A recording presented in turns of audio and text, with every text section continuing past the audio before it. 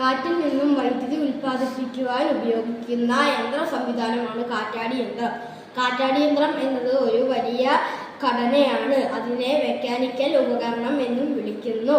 അത് കാറ്റിന്റെ ഊർജത്തെ വൈദ്യുതോർജ്ജമാക്കി മാറ്റുന്നു. ഇത് ഊർജ സംരക്ഷണ നിയമപ്രകാരമാണ് പ്രവർത്തിക്കുന്നത്. ഇവ കാറ്റിന്റെ ഗതികോർജത്തെ വൈദ്യുതോർജ്ജമാക്കി മാറ്റാൻ സഹായിക്കുന്നു. ശക്തമായ കാറ്റ് സ്ഥിരമായി ലഭ്യമായ തീരപ്രദേശങ്ങൾ, കുന്നിൻപുറങ്ങൾ, തുറസായ സമതലങ്ങൾ, മലയിടുക്കുകൾ എന്നിവയാണ് അനുയോജ്യമായ പ്രദേശങ്ങൾ.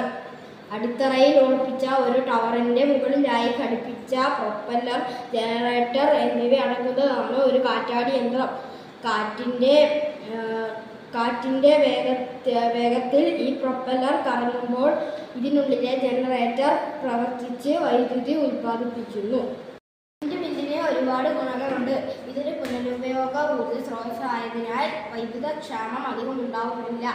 അതുപോലെ തന്നെ ചിലവ് കുറയും. മലിനീകരണം കുറയ്ക്കാനും ഇത് സഹായിക്കുന്നു. ഇങ്ങനെ രാജ്യത്തെ ഊർജ്ജ പ്രതിസന്ധി ഏറെക്കുറെ പരിഹരിക്കാനാവും. നമ്മുടെ രാജ്യത്തെ വൈദ്യുതി പ്രതിസന്ധി ഏറെക്കുറെ പരിഹരിക്കാൻ ഈ സംവിധാനം കൊണ്ട് സാധിക്കും.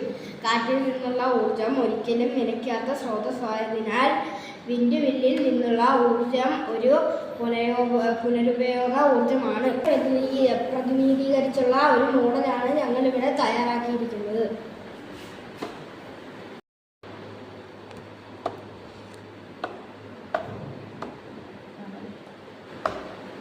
ഇങ്ങനെയാണ് ഇത് പ്രവർത്തിക്കുന്നത്.